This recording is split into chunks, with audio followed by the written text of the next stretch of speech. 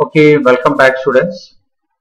So today you will see uh, another theory which is about transverse wave propagation along a structured string. You know what is a structured string? You can structure a string and keep them in straight line. How this is done? You fix a string. String means any thread or something like that. It may be metallic, it may be cotton, it may be made of anything. Okay, plastic, anything like that. You fix one end of the string and attach some weight on the other end. So the string will be experiencing some sort of strain or tension. So such a string is called a structured string, which is under some tension. One can induce some sort of transverse wave along such a structured string. Okay, so when such a wave is induced, it will propagate along the string, and that wave and its velocity will depend on different physical parameters of the string. Today we are going to study what are the parameters on which the velocity of wave along a string will depend. Okay, this is one of the important theory as far as this chapter is concerned. We will discuss that today. Okay, so let us consider a straight string. Initially some straight string is there, which that string we are going to set some oscillation on the string. When an oscillation is set, as shown in this video, when an oscillation is set on such a structured string, this oscillation starts to propagate. Okay, that is that is called a transverse wave propagation along a string. Understand? So continuous oscillation is given to the string or set in the string. So then that oscillation gets propagated from one point to another point. That is called transverse wave induced or excited on a string, for which usually things must be given with some tension. Okay, so let us consider such a string which is held under a tension. Tension means we have stretched the string by applying some force. Okay, so as I told you, initially the string is stretched and maintained straight, okay, along a straight line, say along the x-axis. Okay, let us take horizontal axis as x-axis and vertical axis as y-axis. Understand? So when it is pulled up and down, you can pull the string up and down in the y direction continuously, then that will give rise to a transverse wave-like pattern. Obviously, okay, this is very clear. Okay, so we can, for our purpose or theory development purpose, we projected here a small part of the string. Okay, string is undergoing continuous oscillation. This is the snapshot of the string for a particular time instant. Okay, imagine that this is a small portion of the string and it is under oscillation. We took the snapshot of that string for any particular time instant. Understand? Okay, so okay, we can proceed then. And you suppose we have applied some tension, so that you consider 2 points, say x1, y1, one point here, x1, y1. Consider another point x2, y2. These are the 2 points, and imagine that they are very close to each other. This is our string, actually a rock, something like that. We have 2 points, one is x1, y1, and the second point is x2, y2. Okay, they are very close points, separated by a distance, say delta x. Okay, so we want to get the idea about the force experienced by the string, or force experienced by the small piece of string, a small segment of string. That is what we want to get. Okay, what is the net force experienced by this small piece of string? So we have taken 2 points, x1, y1 and x2, y2. What about the tension at the point x1, y2? X1, y1. Okay, imagine that this point is A. So we can write the tension at the point x1, y1 as minus t cos theta 1 Okay, this is theta 1 angle, you can see, and this is theta 2. So the tension experienced at this point we can resolve along x direction and the y direction. So we assume this is a force. It has a cosine component, it has a sine component. The cosine component of, or the x component of this tension, you can write as minus t cos theta 1. Okay, obviously you can see this is a vector t. So cosine component is this one, that is our minus t cos theta 1. That is along the minus x direction. Okay, what about the downward component or the y component? That will be minus t sin theta 1. Obviously, okay, this is the sine part of this one. This will be minus t sin theta 1. Okay, similarly, you can get the component at the point x2, y2. Okay, this is upward, so you can take as a positive. So cosine component of this tension will be in the positive x direction, and the sine component of this will be along the positive direction. So at the point x2, y2, we can resolve the tension. Tension is nothing but the force. Okay, so cosine component will be obviously t cos theta 2. That is acting along the positive x direction, no doubt. And similarly, plus t sin theta 2, that will be the force acting along the plus y direction. Okay, that is also clear from the diagram. Okay, and you know, the string is actually oscillating only in the vertical y direction. There is no oscillation in the x direction. Understand? That means there is a resultant force acting in the y direction, whereas no resultant force is acting along the x direction. So the vertical displacement of the string at the point x with the wave, you can represent something like this: y is equal to f of xt. What is that? Let's imagine a point x here. The net displacement of the point along the y direction, you can write as f of xt. So why we are writing like this? Since this displacement depend on the portion x. Similarly, the displacement depends on the time also. Okay, so they say the y displacement is a function that depends on x, how far away from the origin. Similarly, at what is the time instant. So instead of y, we can write f, some function. Okay, this string is having some function form. So we, instead of writing y, we are writing f of xt. Okay, and this is actually the displacement. Keep in mind, physically its meaning is that the displacement of the string or any string point in the y direction. Okay, so now let's find what is the net force acting at any point. We have already said that along the horizontal x direction there is net force, there is no net force, whereas along the vertical direction there is a net force. That is why the string is oscillating in the vertical direction, because of the net force. How we will find it? So the net force acting on the small segment of the string between x and delta x. Okay, we can write this between this point x1 and x2. We can write as t sin theta 2 minus t sin theta 1. T sin theta. Why we are writing like that? Because you know, vertical component at x1 and vertical component at x2 is given. So their difference, its difference will be the resultant force. Okay, similar, just like that. Suppose you have some tug of war, two teams are there. If they are applying opposite forces, then the resultant force will be one force minus second force. Same way we have done it. So this is the resultant force acting on the string segment. Okay. So we wrote it as T is common for both. So we took the tension outside. So we can write T into sin theta 2 minus sin theta 1. Okay.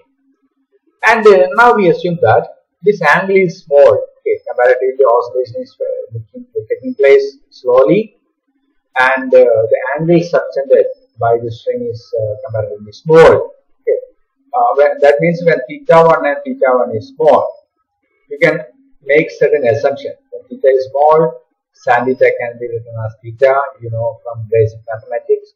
Similarly, cos theta you can write as 1 by, you know, when theta tends to 0, cos 0 is 1. So using that concept, we You can write cos theta is equal to 1. So you can also write tan theta is equal to theta. And since sin theta is equal to theta and tan theta is equal to theta, you can imagine that sin theta is equal to tan theta, since both of these are same. Okay. So what is the use of this? Okay, you can remove the sin theta 2 and sin theta 1. Instead of that, you can write tan theta 2 and tan theta 1. Understand? So let us substitute for sin theta 2 as tan theta 2 and the sin theta 1 as tan theta 1. So we get like this from the very assumption we have taken in the previous slide. Okay, so now we can find what is tan theta 2 and tan theta 1 from the figure. It's very simple. Tan theta 1 is actually the slope at the point x1 by 1. You know that slope of a curve can be found by finding either by finding tan of the angle at that place or by finding the differential at that point. Differential at that point. Delta y by delta x or dv by dx. So using that concept, you can write tan theta 1 is equal to delta f by delta x at the point x1. Okay, you know the fundamental differential idea. Differential of a curve at any point is the slope of that point. Slope at that point. We have used the same concept here. So delta f by delta x at x1 is tan theta 1. Similarly, delta f by delta x at x2 is tan theta. Okay. So we can substitute for tan theta 1 and tan theta here. Okay. Let's do that. So what we get? Tan theta 2 is delta f by delta x at the point x2 and tan theta 1 is delta f by delta x at the point x1. Okay. We have written it like this simply by substitution. Again, we know that if we have differential at two adjacent points, one at the point x1 and one at the point x2, then partial differential of f at the point x2 can be written as partial differential at the point x1 plus partial differential of delta f by delta x into delta x. Okay, I hope that you have studied this fundamental rule from your basic mathematics. Using this concept, we can extend it.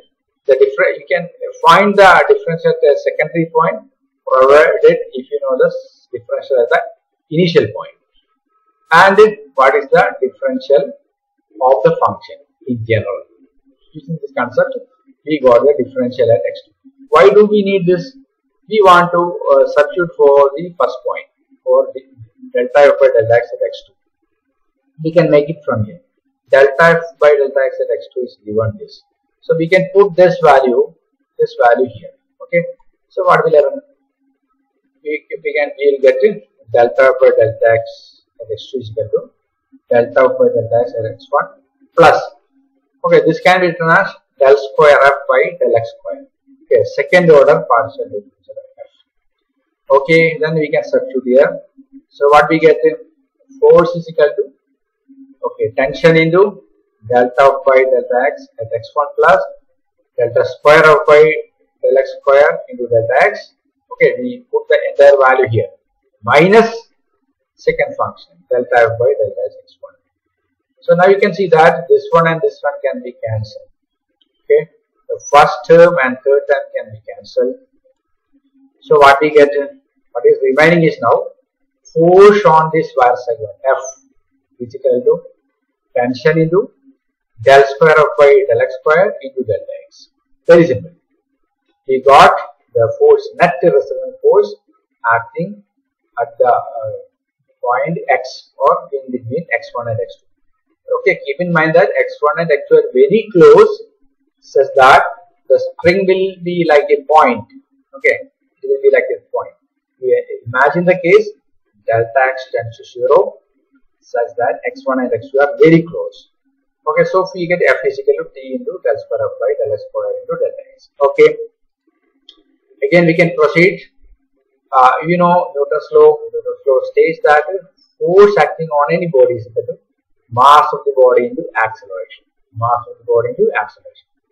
Here you can say that, assume this is your string and we have taken a small wire segment or a string segment of length delta x, and imagine that its mass per unit length. This is called a linear mass density. Usually, the linear mass density. Imagine it is mu. Okay, linear mass density means mass per unit length. If you multiply with the length of this segment, that is delta x, you can get the total mass of the segment. Understand? So total mass of the segment is now mu into delta x. So force acting on this body can be written as mass into acceleration of the body. Mass into acceleration. Okay, this is mass of the body for a small piece, that is equal to mu into delta x, into acceleration. Okay, del square y by del t square. You know, d square y by dt square is called acceleration. Here t depends on y is taken in a partial differential. So del square y by del t square. I hope the idea is clear. Okay, now this is also expression for force acting on the body or segment. This is also the expression for force acting on the wire segment. Okay, I hope this is clear. So that means we can equate it. We can equate force with both equations. Okay, here we know y is actually given by the function f. Okay, so we can equate both this one. So what we get? Mu del x into del square f by dt square is equal to t into del square f by del x square into del x. Okay, here delta x is obtained from the basic Newton's law, and the right hand side is obtained from our derivation. Okay, our derivation. Okay, so now equating both sides, you can cancel the delta x. Okay, when you cancel the delta x and just rearrange. Okay, delta x is common, you can cancel it, rearrange it. So what we get? Del square f by del t square is equal to t by mu times del square f by del x square. Keep in mind, one side it is with respect to time, and on the other side it is with respect to the x or position. Okay, hope the idea is clear. Okay, don't take the pure mathematics, you keep in mind the physics, related physics also. Only then this theory become universal. Okay, so now again let us move forward. We have this equation, we derived it. You know, normal wave equation. The normal wave equation is like this. Okay, we know the normal wave equation is like this. Del square y by del t square is equal to v square into del square y by del x square. We have studied this equation in one of the previous module. Okay, so this is the wave equation for any transverse wave, and we have got a relation for our string. If you compare these two equations, what happens? We can see that we can compare these two equations, left hand side and left hand side. On comparison, what we can see? We can see that v square, velocity of the wave, is equal to t by v, isn't it? On comparison, you get that square of the velocity is equal to t by v. Okay, so t by mu, it is the tension acting on the string, can be found by can be obtained by the force acting on the linear force acting on the string. And what is mu? Linear mass density. You can obtain linear mass density by dividing the whole mass of the string with the whole length. Suppose a string is of mass 10 kilogram and its length is 2 meter, then its linear mass density will be 10 divided by, that means 5 kilogram per meter. Okay, simple. I hope the idea of linear mass is clear. Okay, this unit will be kilogram per meter. Even though we take it as linear mass density, but its unit is kilogram per meter. So we got the physical idea of this. So v square is equal to t by mu. So we can find the velocity is equal to root of t by mu. So we got the equation for the speed of transverse wave propagating along a structural string, that is proportional to tension on the string, inversely proportional to linear mass density. Okay. So according to this equation, under a given tension T, the string will carry sinusoidal waves of different wavelength at the same. Okay, it gives an idea that almost all waves, whatever be the wavelength, its speed will be almost same. But this is not always correct. You know that in different media, the velocity of wave is different. Okay, it has a dependency on what is called wavelength. Okay, wavelength dependency is there. Depending on wavelength, wave may propagate with a different velocity. But still, for a string, this equation is almost correct. Okay, that's why we have derived it.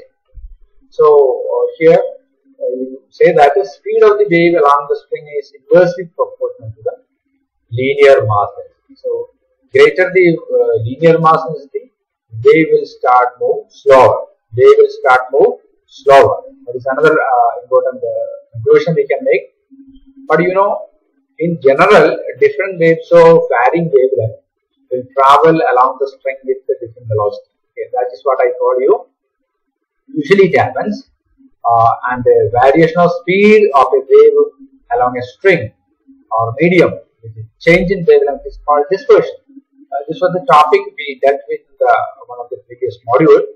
We said that a wave will propagate with different velocity, then the phenomenon called dispersion happens. But as far as sound waves are concerned, you know, sound waves, they usually propagate either in air or in certain medium, solid medium, with the same field. In that case, this equation is almost true. But keep in mind that sound waves are actually longitudinal waves. It's a discussion. It's a mathematical approach made a separate theory. Okay, so such propagations are usually via longitudinal mode, which requires a separate theory to explain. Okay, that we will deal with in the separate module. Okay, how longitudinal waves are propagating through media, how velocity can be related to certain material parameters. Okay, that is another topic for a module.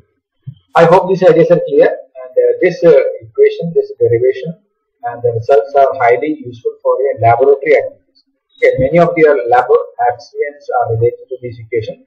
So study it with the aim of both examination of theory examination as well as practical examination. You need this theory for both your theoretical part as well as the practical applications or practical laboratory applications. Okay, so this idea is clear. So here is a beautiful problem for your assignment. A piano wire has a linear mass density of mu is equal to 4.95 into 10⁻³ kilogram per meter. Under what tension the string must be kept so as to produce waves with a wave speed of 500 meters per second? So question is very much straightforward. You have all the equations with you now. Okay, keep in mind that the tension is actually force or tensile force acting on the string. It has nothing to do with the vertical resultant force. Okay, keep in mind. So you can obviously find the value of T here. Please do it. Okay. Usually for any kind of string instrument, any string musical instruments, this part is very important. The tension, the material by which the string is made up of is very important. Usually musical strings are made up of various material like copper, brass, tin, and many other alloys are also used to make the string of musical instruments so as to tune them for different frequencies. Okay, it's a very interesting area of physics regarding musical instruments. And here the second question: a string with a linear mass density, again linear mass density given, is tied to a ceiling, and a 20 kilogram mass is tied to the free end of the string. Okay, the string is plucked, pulled, and sending a pulse down the string. Estimate the speed of the pulse as it moves down the string. Okay, here also question is fairly straightforward. You can find the answer, do it neatly, rightly, correctly. Okay, so these are the two assignments in this module. Okay, I hope you enjoyed this video. Thank you all.